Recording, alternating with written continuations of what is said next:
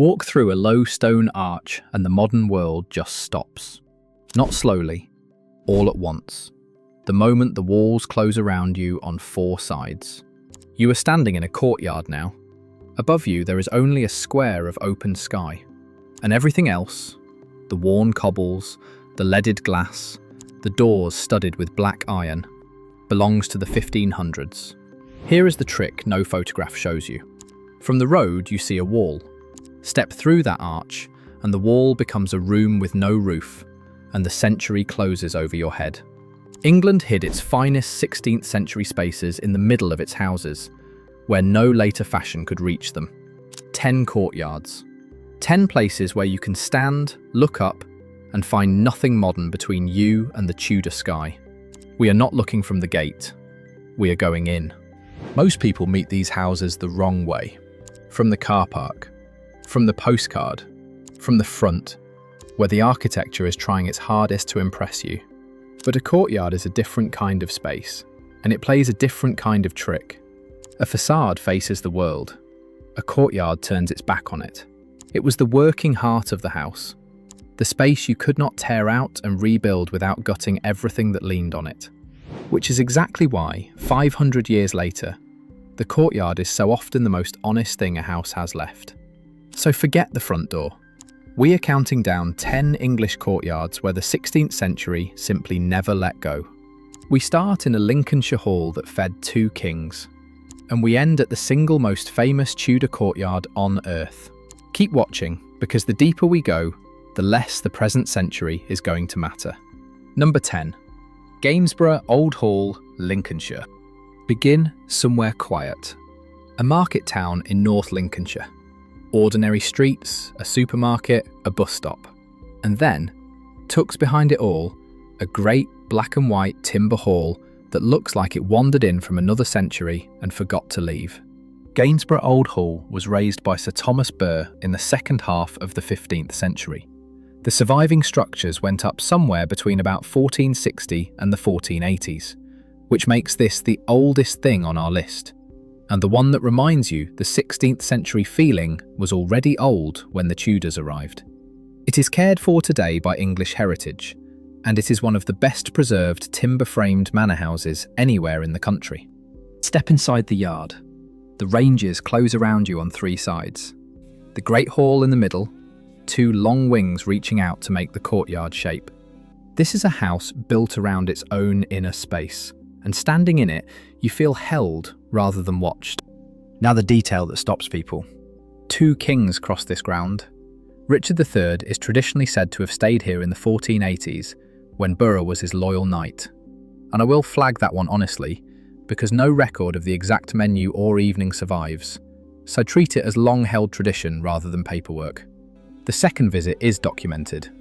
On the 12th of August 1541, Henry VIII arrived at Gainsborough with his 5th wife, Catherine Howard, and stayed several nights. Think about that as you look at the worn stone. Catherine had months left to live. She would be executed the following winter, and she walked across this exact courtyard in the last summer she was ever safe. Then go and find the kitchen, because Gainsborough keeps one of the finest late medieval kitchens in England. A vast open space built to feed a royal household at a moment's notice, with a hearth wide enough to roast for a king and a ceiling built high to carry the heat away. Around the yard, the timber framing rises in bold, diagonal braces, silvered by the weather of 5.5 centuries, and the tall brick tower over the entrance throws a long shadow across the cobbles as the afternoon fades. It is the kind of place where you find yourself lowering your voice without quite meaning to. That is what makes this the right place to begin. It is not grand in the way the later houses are. It is grand in a quieter way. A working hall that once fed monarchs and then simply outlived everyone who mattered. Hold on to that idea of survival by staying useful. It comes back again and again, all the way to number 1. But the next courtyard did not survive by being useful. It survived by keeping a secret. Number 9. Coughton Court, Warwickshire. Approach Coughton Court and the first thing you meet is the gatehouse, a tall, battlemented stone tower that the National Trust itself describes plainly as the centrepiece of a Tudor courtyard house. It was built around 1530 for Sir George Throckmorton, and his family had already been here for over a century by then. They are still connected to the place today. That kind of continuity is rare, and it is the reason Coughton feels less like a museum and more like a house that has simply refused to end. Walk under the gatehouse arch into the court, and the atmosphere shifts. Because the Throckmortons were a Catholic family in the centuries when that could cost you everything, and Coughton was built to hide people, there is a double priest hole here, a decoy chamber above a second, deeper one, so that searchers would find the first, assume the job done, and never discover the man holding his breath below. And then there is the night this house is remembered for. In November 1605, Coughton was lent to one of the Gunpowder Plot conspirators, and on the night of the 5th, the wives of several plotters and the Jesuit priest Father Garnet waited here for news. In the cold, early hours of the 6th, word finally arrived. The plot had failed. Guy Fawkes was taken. Everything had collapsed. The Throckmortons themselves were connected to that world without being direct plotters, and, remarkably, they came through it with their lives and their house intact. The Throckmortons stayed Catholic through generations when the law made that a costly and dangerous thing to be, and the fabric of the house still carries the proof. Hidden voids, false walls, spaces built for a faith that had to be practiced out of sight. So stand in that courtyard and understand what you are standing in. This is not a pretty stone yard. It is a space that was designed, quietly, for the possibility that soldiers might one day ride across it looking for someone to hang. Beauty on the outside, held breath within. That contrast, charm and fear sharing the same cobbles, is going to follow us through this whole list. The next courtyard turns the charm all the way up, and it was built to do exactly one thing: make you feel small. Number 8. Layer Marney Tower, Essex. Some buildings whisper. This one shouts. In the flat Essex countryside near the River Blackwater stands Layer Marney Tower. And it is, quite simply, the tallest Tudor gatehouse in Britain. Around 80 feet high, 8 stories of red brick and terracotta, dressed and patterned like a piece of jewellery, blown up to the scale of a fortress. It went up around 1523, built by Henry, 1st Lord Marney, a close servant of Henry VIII, a man riding high at court. And here is the human tragedy folded into all that brick. Lord Marney meant this gatehouse to be the grand entrance to an enormous courtyard palace, a statement house to end all statement houses.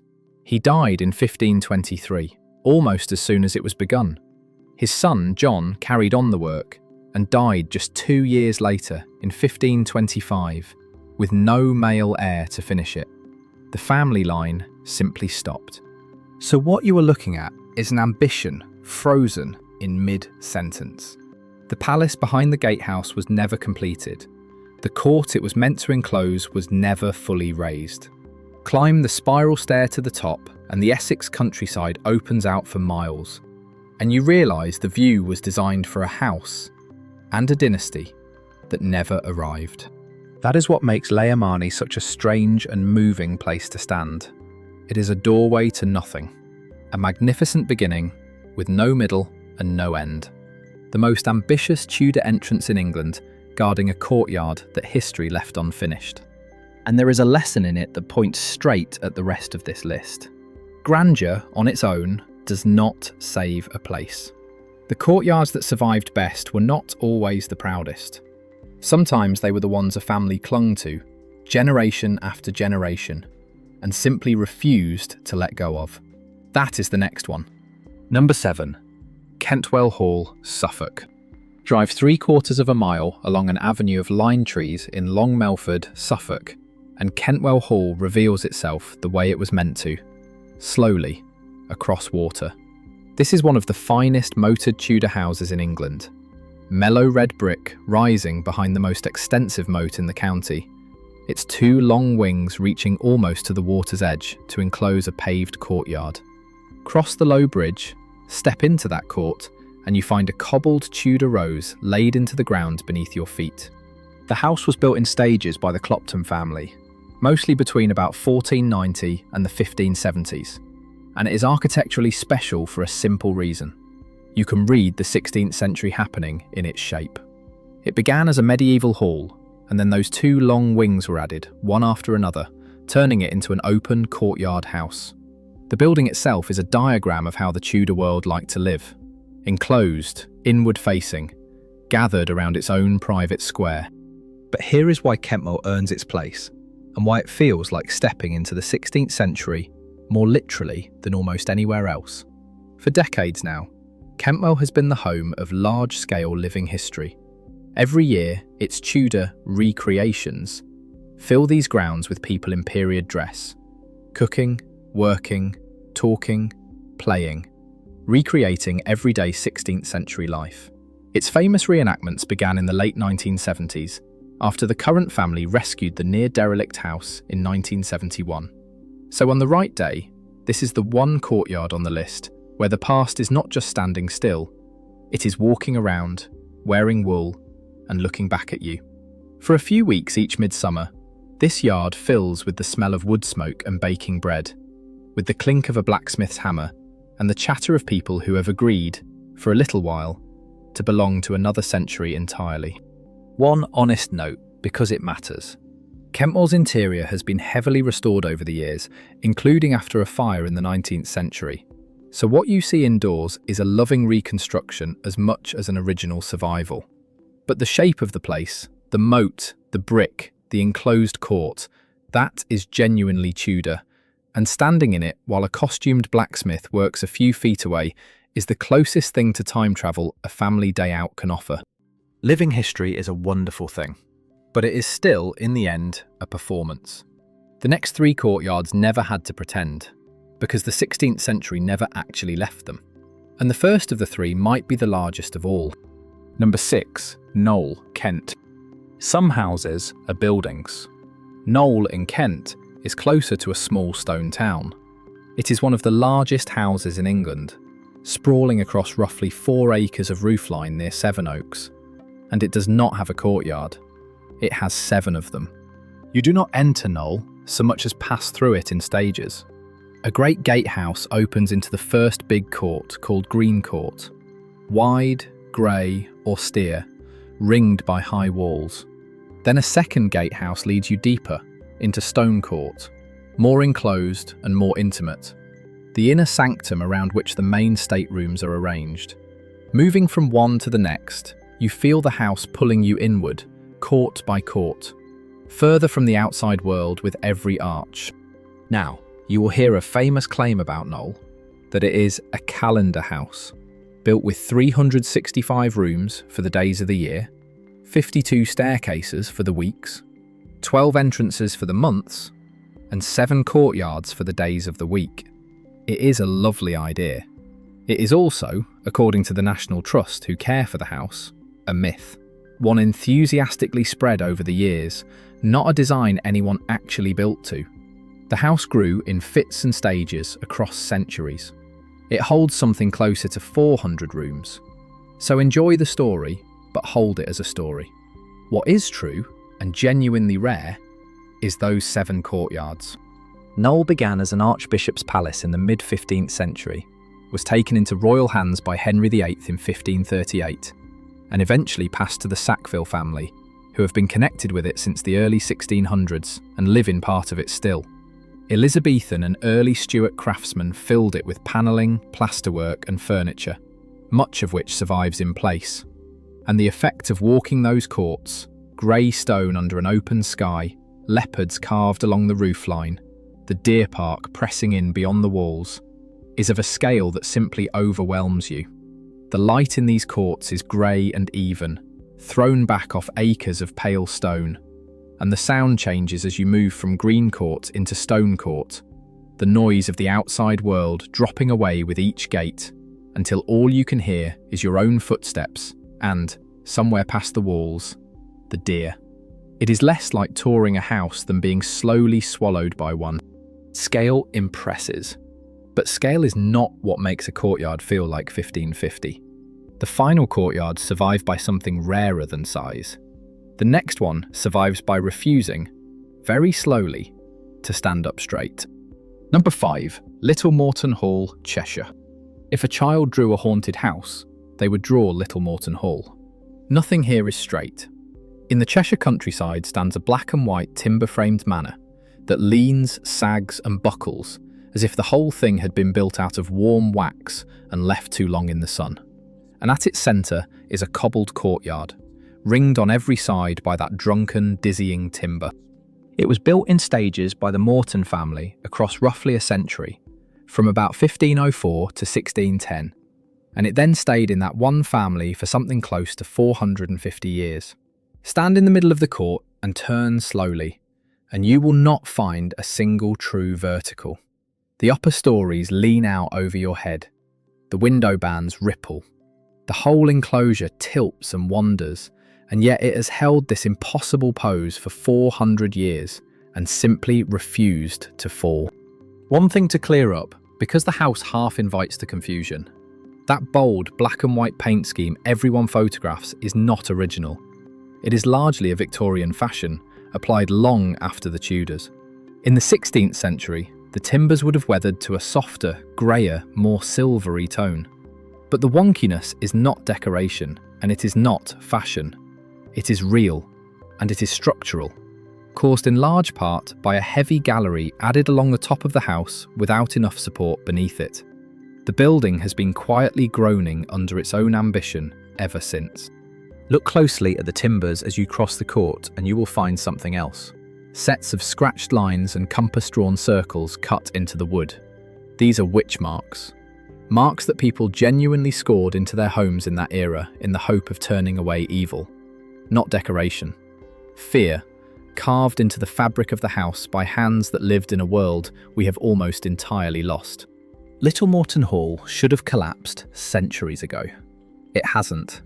It just keeps leaning and holding and leaning some more. To stand in its courtyard is to feel a building strike a pose it was never meant to strike, and keep it year after impossible year. The next courtyard is far grander and far grimmer, because it was built so that someone could always be listening. Number 4. Speke Hall, Merseyside. Now picture the opposite of a ruin. Speke Hall sits on the banks of the Mersey, these days almost within sight of Liverpool's airport, and it is one of the most complete timber-framed Tudor houses in the country. Black and white, wrapped around a cobbled courtyard, with 2 vast ancient yew trees standing at its centre like a pair of sentries. People call them Adam and Eve, and stepping between them into that enclosed yard is like stepping through a gate in time. Speke was built from around 1530 by the Norris family, who were wealthy, well-connected, and quietly, dangerously Catholic, in an age when that faith could get you killed. And the whole house is shaped by that danger. Look up under the eaves of the courtyard, and you will find a small opening, an eavesdrop, a listening hole, so that a servant could stand hidden and overhear what visitors said while they waited at the door, and decide whether they were friends or a threat. You will often hear that this is where we get the word eavesdrop from. Treat that as a popular story, not a proven fact. The word is older than the building. But the feature is real, and it tells you everything about the mood of the place. The unease does not stop at the courtyard. Inside there are priest holes, concealed spaces where a hunted Catholic priest could vanish into the structure of the house and wait in the dark, listening to boots cross the boards above him. Push on from the courtyard into the house itself and the mood swings hard the other way. The great hall opens up tall and confident, panelled in dark oak and lit by a broad bank of windows. Built to impress anyone the family wanted to impress. That is the two-faced genius of Speke. In one breath, it is a wealthy gentleman's showpiece, all warmth and welcome. In the next, it is a machine for concealment, honeycombed with hides and listening posts. The same walls that smiled at an honoured guest in the hall could swallow a fugitive hole in the room next door. And both halves have survived, intact, around the same cobbled square. And Speke carries the usual weight of a house this age. It has a long reputation as one of England's more haunted buildings, with a sorrowful tale of a woman, a child, and the moat. I will mark that clearly for what it is. Ghost story and folklore, not record. What is not folklore is the architecture of fear itself, the listening hole, the hiding places, a beautiful courtyard designed around the possibility that someone might, at any moment, need to disappear.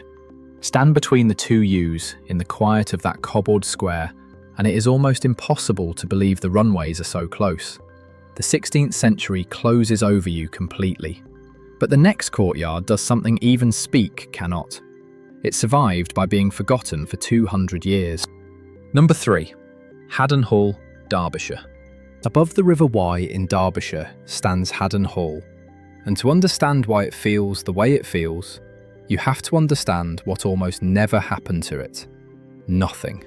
Haddon is a fortified medieval and Tudor manor house, and its two courtyards, a lower court and an upper one, are ringed with buildings that span the centuries in a single sweep. The banqueting hall reaches back to around 1370. The chapel was completed in 1427. By any measure, this is one of the most complete medieval and Tudor great houses in England. And then, around the year 1700, the family that owned it, the Manors, Dukes of Rutland, simply moved out. They made their main home elsewhere, and Haddon was left behind. For roughly 2 centuries it sat there, not demolished, not modernised, not dragged into the Georgian fashion or the Victorian one after it, just left, with the ivy creeping and the rooms standing quiet.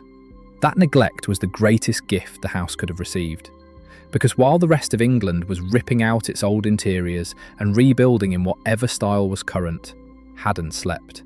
Nobody important lived there to want it changed. So when a later Duke of Rutland finally turned his attention back to it in the early 20th century and began a long, careful restoration, he was not modernising a house, he was waking one up, almost exactly as it had been left. Walk into its courts today and you feel that suspended time in the stone underfoot, in the worn steps, in the great beamed hall. It is so completely of its period that filmmakers reach for Haddon again and again whenever they need the real Tudor thing on screen. It has stood in for the past in film after film, which is why it may feel oddly familiar the first time you see it. The worn steps dip in the middle where centuries of feet have hollowed them. The great hall carries the faint, cold smell of old timber and older stone. Nothing gleams. Nothing has been made to look new. Climb to the long gallery and you reach the loveliest room in the house.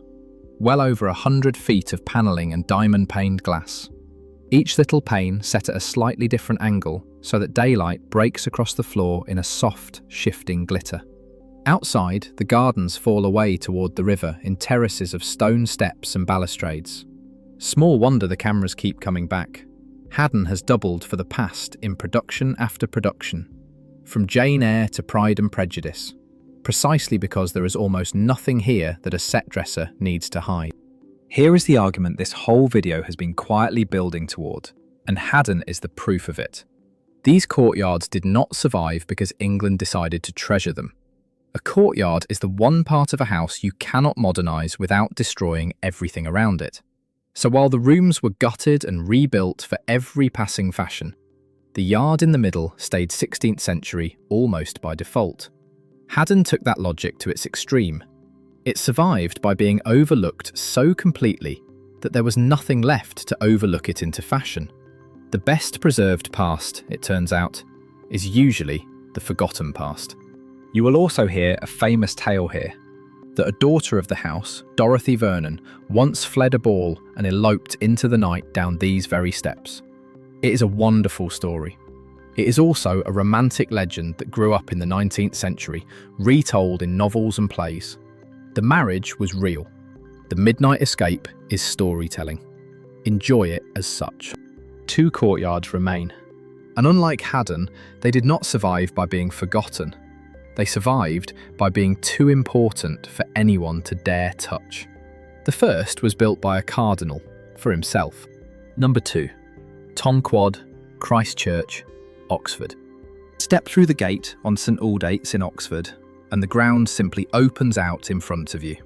This is Tom Quad, the great quadrangle at the heart of Christ Church, and it is the largest college courtyard in Oxford, measuring roughly 264 feet by 261. A quad, after all, is only a courtyard that went to university. And this one was built by one of the most powerful men who ever lived in England. Cardinal Thomas Wolsey laid the foundation stone in 1525, at the very height of his power. For a grand college he intended to be the finest in the land. He planned a full cloister running around the court. You can still see, on the walls, the beginnings of the arches that were meant to spring into it. But Wolsey fell from the king's favour in 1529, spectacularly and completely, and the work stopped where it stood. The cloister he imagined was never finished. The great space he began was left open to the sky, and open it has stayed for 5 centuries. That is the strange power of Tom Quad. It is a 16th century courtyard that never turned into a monument, because it never once stopped being used. Every day students still cross it, exactly as students crossed it in Wolsey's imagination. It is worn by ordinary life rather than roped off from it. At the centre of the quad lies a wide, ornamental pond, crowned by a slender statue of Mercury, and off one corner rises the college's own cathedral, Christ Church Cathedral, the smallest in England and the only church in the country that serves as both a college chapel and the seat of a bishop. Along another side sits the great dining hall, its hammer beam roof and long oak tables so perfectly of their age that they became the model for Hogwarts on screen. That is the quiet magic of Tom Quad. It never had to be preserved because it was never once allowed to stop working. One honest note on the skyline. The famous bell tower that crowns the gate, Tom Tower, with its great bell that still rings 101 times each night, is not Tudor. It was added much later, in the 1680s, by Sir Christopher Wren, to finish the gatehouse Wolsey had left incomplete. So when you look up at that tower, you are looking at 2 different centuries stacked on top of one another. Wolsey's Tudor quad below, Wren's later crown above. Wolsey built this courtyard for himself, to glorify his own name, and lost it before it was done. And that is almost unbearably fitting, because the very same man built one more courtyard on an even greater scale to entertain his king. And his king liked it so much that he took it. It is the most famous Tudor courtyard on earth, and it is number 1. Number 1. Base Court, Hampton Court Palace, Surrey. You have almost certainly seen it, but you have probably never understood what it is you were looking at. Pass beneath the great gatehouse at Hampton Court Palace on the western front, and you step into Base Court, the first and largest of the Tudor courtyards, and the single most famous 16th century courtyard in the world. Cardinal Wolsey, the same cardinal from Oxford, began building Hampton Court from around 1514, transforming an old manor into a palace grand enough to match his own towering ambition. Base Court was the arrival space, the courtyard everyone entered first. Ranged around it, on 3 sides, were around 30 suites of lodgings kept for the grandest guests of the court. Picture it as the Tudor world's most exclusive address. A cobbled square where, on any given day, as many as 1,000 courtiers and their servants pressed and jostled, chasing favour, chasing advancement, chasing a single glimpse of the king. Because it did not stay Wolsey's for long. In 1529, as the cardinal fell, Henry VIII took Hampton Court for himself, and it became his favourite palace of all. Every one of his 6 wives passed through this court. Cross the far side of Base Court and you reach another Tudor gateway, long known as Anne Boleyn's Gatehouse, leading deeper into the palace. Stand still in the middle of the cobbles and let that settle. Anne Boleyn walked here. Catherine Howard walked here. Jane Seymour walked here. The entire doomed, dazzling drama of the Tudor court crossed this exact ground, on these exact stones. Underfoot, the cobbles are uneven and real. The same surface that carried a court which lived and schemed and fell in love and lost its head, all within these 4 brick ranges. The scale of it presses in from every side. High walls, the great gatehouse at your back, tall windows watching down. The effect is not of visiting the 16th century. It is of being briefly detained by it. Look up at the gateways as you cross, and you will catch discs of terracotta set into the brick, moulded heads of Roman emperors, commissioned by Wolsey and modelled by an Italian sculptor around 1521, wrapping his brand new English palace in the borrowed glamour of ancient Rome. Beyond Anne Boleyn's gateway waits Clock Court, and there hangs its famous astronomical clock, made for Henry VIII, still turning out the hour, the month and the phase of the moon exactly as it did when the king himself glanced up at it in passing. Every gate you cross carries you deeper and further back. One small honesty, because it is the kind of detail that separates seeing from understanding. Those spectacular twisted Tudor chimneys rising above the court are not all originals. Many are careful Victorian copies, rebuilt to the old designs. But the shape of the court, the brick, the gatehouses, the scale of it, that is Wolsey's and Henry's, and it has held its form for 500 years. And here is why Base Court is the perfect place to end. Just beyond these Tudor walls, out of sight, lies a whole second palace, an elegant Baroque wing built for William and Mary, generations later by, of all people, Christopher Wren. The two ages sit side by side. You can walk from one into the other in a minute. But in Base Court, with the walls closed around you, and only that square of open sky above, the later centuries lose their grip entirely. The present quietly fails to arrive. You look up, and there is nothing between you and the Tudor sky at all. That is the whole promise of this list, delivered in one courtyard. Not a museum's idea of the 16th century, the thing itself, enclosed, cobbled, open to the weather, and still, after 500 years, holding the century over your head like a roof made of time. 10 courtyards, and the same quiet thread runs through every one of them.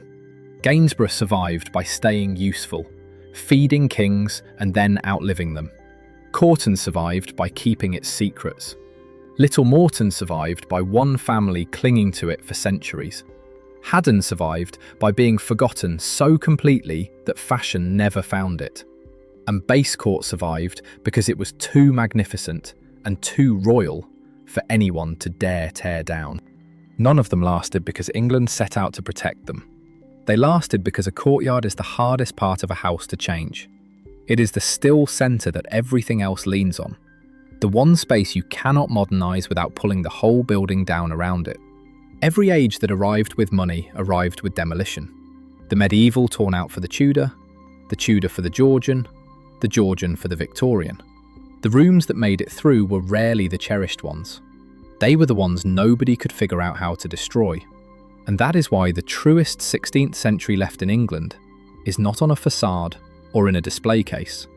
It is in the middle of these houses, under an open square of sky, waiting for you to walk through the arch. And think, for a moment, how close some of them came to being lost. Haddon nearly vanished under 2 centuries of ivy. Kentwell sat empty and near derelict until a single family took it on. Marney's great palace was stopped dead by 2 early deaths and never rose. What we have left is not the 16th century that England chose to keep. It is the 16th century that England simply, luckily, never got around to erasing. So here is my question for you. If you have ever stood in a courtyard older than your whole country, a square of stone where the walls closed in and the present suddenly felt thin and far away, I want to know what it did to you. What did that enclosed, open-air room make you feel? Tell me in the comments. I read them, and this is exactly the kind of thing I love hearing about. And if this gave you a way of seeing these places you did not have an hour ago, from the inside, from the middle, from the one spot the camera crews usually skip, then consider subscribing. We go into the history most channels only ever photograph from the gate.